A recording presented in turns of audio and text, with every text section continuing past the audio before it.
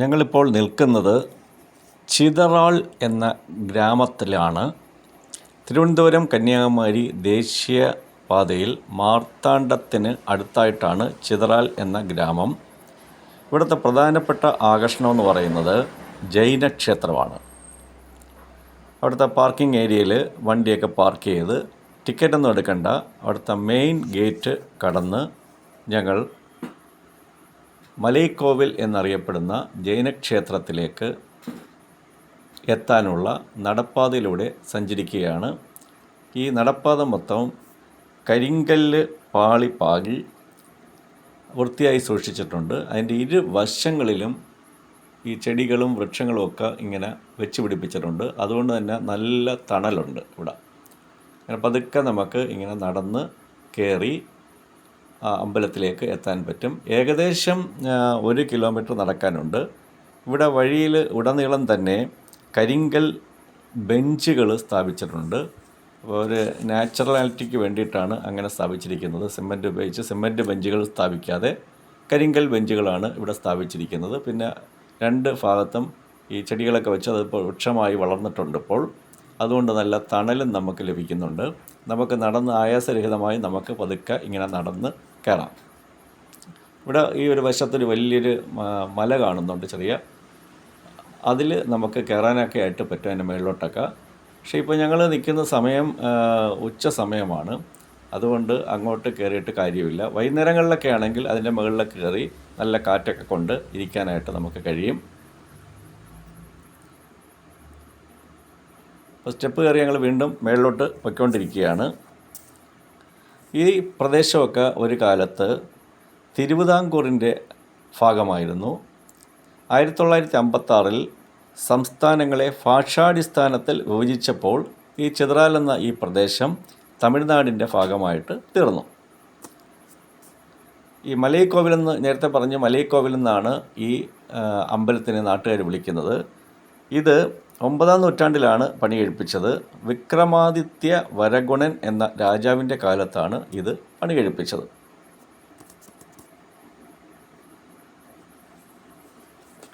ഈ അമ്പലം ഇപ്പോൾ ആർക്കിയോളജിക്കൽ സർവേ ഓഫ് ഇന്ത്യയുടെ കീഴിലാണ്.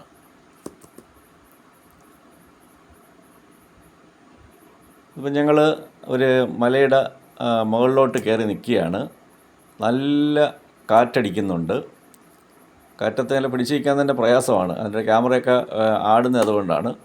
അതിൻ്റെ താഴ്വാരം, ഈ പാറപ്പുറത്ത് കയറി നിന്നാൽ നമുക്ക് ആ താഴ്വാരം ചിതറാൾ ഗ്രാമം മുഴുവനായിട്ട് നമുക്ക് കാണാനായിട്ട് കഴിയും. നല്ല വ്യൂ ആണ് ഇവിടെ നിന്ന് നോക്കിക്കഴിഞ്ഞാൽ.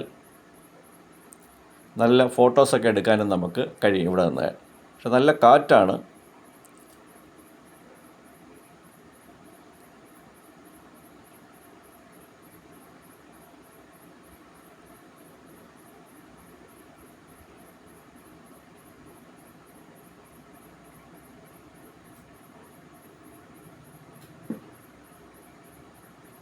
ഏകദേശം ഒരു 180 ഡിഗ്രി വ്യൂവിൽ നമുക്കത് കിട്ടും. അപ്പോൾ അവിടെ നിന്ന് ആ പാറപ്പുറത്തൊക്കെ ഇറങ്ങിയിട്ട് ഞങ്ങളൊരു ആലിൻ്റെ ചുവട്ടിലെത്തിയിരിക്കുന്നു. ആല്, വലിയൊരു ആല്. ആ ഒരു പാറക്കൂട്ടമുണ്ട്, ഒരു വലിയ ആലുണ്ട്. ആ ആലിൻ്റെ മറുഭാഗത്തായിട്ടാണ് അമ്പലം സ്ഥിതി ചെയ്യുന്നത്. ഇപ്പോൾ ആല് കടന്ന് വേണം നമുക്ക് പോകാൻ. ഇവിടെ വിശ്രമിച്ചിട്ടൊക്കെ പോവാം. നടന്ന് ക്ഷീണിച്ച് വരുന്നവർക്ക് വിശ്രമിക്കാനായിട്ട് കരിങ്കൽ ബെഞ്ചുകളൊക്കെ പാകിയിട്ടുണ്ട്. ഇവിടെ ഇരുന്നിട്ട് നമുക്ക് കുറച്ച് നേരം വിശ്രമിച്ചിട്ട് മേളിലോട്ട് കയറാനായിട്ട് പറ്റും. ഈ ആർച്ച് കണക്കുള്ള കരിങ്കല്ലിൻ്റെ ഒരു ആർച്ച് ഇവിടെ കാണുന്നുണ്ടല്ലോ. ആ ആർച്ചിൻ്റെ ഇടയിൽ കൂടെ 2 പാറക്കെട്ടുകളുടെ ഇടയിലൂടെ താഴോട്ട് നടന്നു പോയാലാണ് അമ്പലത്തിലേക്ക് എത്താൻ പറ്റുന്നത്. ഈ വഴി കൂടെ ഇങ്ങനെ താഴോട്ട് നമുക്ക് നടന്നു പോയി കഴിഞ്ഞാൽ അമ്പലത്തിൻ്റെ മുൻഭാഗത്തെത്താനായിട്ട് കഴിയും.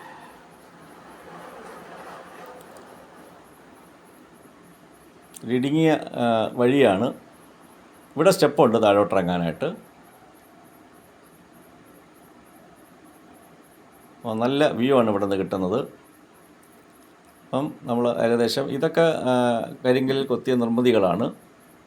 ഇതൊക്കെ ബുദ്ധൻ്റെയും ജൈനൻ്റെയൊക്കെ വിഗ്രഹങ്ങളൊക്കെ ഇവിടെ ഉണ്ട്.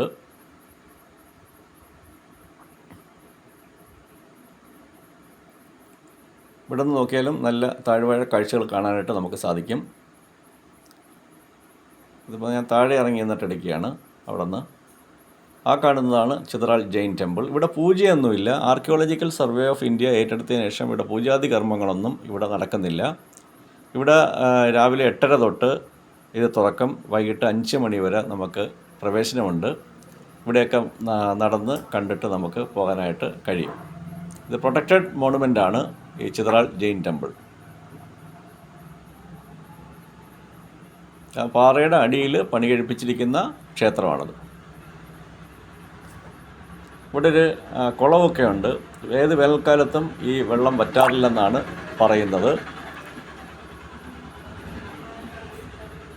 ഈ കുളത്തിലേക്കുള്ള പടവുകളാണ് ഈ കാണുന്നത്. പാറയുടെ മുകളിലാണ് ഈ വെള്ളം നിൽക്കുന്നത്. ഇത് മഴവെള്ളം അവിടെ തന്നെ കെട്ടി നിൽക്കുന്നതായിരിക്കാം. ഇത് മറ്റൊരു വ്യൂ ആണ് അമ്പലത്തിൻ്റെ. അതെല്ലാം ക്ലോസ് ചെയ്തിട്ടൊക്കെയാണ് അമ്പലമൊക്കെ. അവിടെ പ്രതിഷ്ഠകളൊക്കെ ഉണ്ടെന്നാണ് പറയുന്നത്.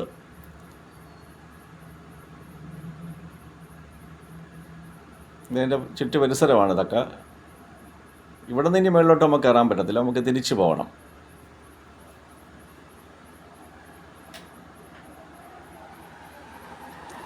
എന്തായാലും വന്ന് കുറേ നേരമൊക്കെ സ്പെൻഡ് ചെയ്യാൻ പറ്റിയ ഒരു സ്ഥലമാണ്. നല്ലൊരു പിക്നിക് സ്പോട്ടാണ് ഈ ചിതറാൾ ജെയിൻ ടെമ്പിൾ. കുറച്ച് നടക്കണമെന്നൊക്കെ ഉണ്ട്. ഇവിടെ അതിൻ്റെ മേളിൽ, ആ അമ്പലത്തിൻ്റെ മേളിലായിട്ട് മറ്റൊരു നിർമ്മിതി ഇവിടെ ഉണ്ട്. ആ അമ്പലത്തിൻ്റെ മേൾഭാഗമെന്ന് എനിക്ക് തോന്നുന്നു. ഇങ്ങനെ ചെറിയൊരു വഴിയുണ്ട്. ആ വഴിയിലൂടെ നമുക്ക് ഇതിൻ്റെ അകത്ത് കയറാൻ പറ്റും. അകത്ത് കയറിയാൽ വിശാലമായ ആകാശം കാണാവുന്നേ ഉള്ളൂ. അല്ല പ്രത്യേകിച്ച് കാഴ്ചകളൊന്നുമില്ല.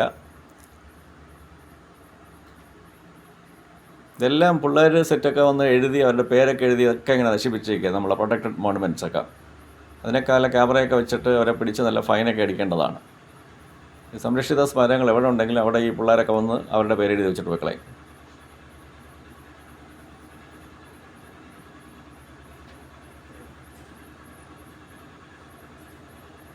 പുനർജനി നൂണ്ടുവരുന്നതൊക്കെ നൂണ്ടുവരികയാണ്.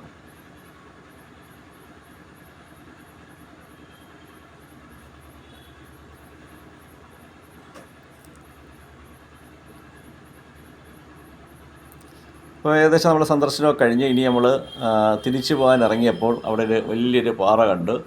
വിശാലമായൊരു പാറ. അതിൻ്റെ പുറത്ത് കയറി നിൽക്കുകയാണ്. അതിൻ്റെ പുറത്ത് കയറി നിന്നാൽ നമുക്കൊരു 360 ഡിഗ്രി വ്യൂ കിട്ടും.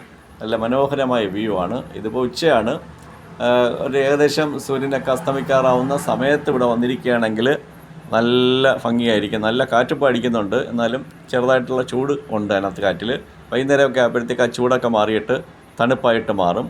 അപ്പം നല്ല രസമായിരിക്കും ഇവിടെ ഇരിക്കുന്നത്. അപ്പോൾ വൈകുന്നേരങ്ങളിലൊക്കെ ഇവിടെ വരാനായിട്ട് നോക്കുന്നതാണ് നല്ലത്. എന്നാൽ പലപ്പോഴും നമുക്കത് സാധിക്കാറില്ല. നമ്മളൊരു ടൂർ പോകുമ്പോഴത്തേക്ക് ആദ്യം ഇതാണ് ഫിക്സ് ചെയ്യുന്നതെങ്കിൽ ഇവിടെ നമുക്ക് ഉച്ചയ്ക്ക് എത്തിച്ചേരാനായിട്ട് കഴിയുകയുള്ളൂ.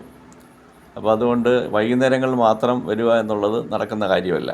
അത് ഏത് മോണുമെൻറ്റ്സിൽ പോയാലും ഇങ്ങനെ തന്നെയാണ്. വൈകുന്നേരങ്ങളായിരിക്കും ഭംഗി എന്ന് പറയുന്നത്. പക്ഷേ പലപ്പോഴും നമുക്ക് വൈകുന്നേരങ്ങളിൽ ഇവിടെ എത്തിച്ചേരാനായിട്ട് കഴിയത്തില്ല.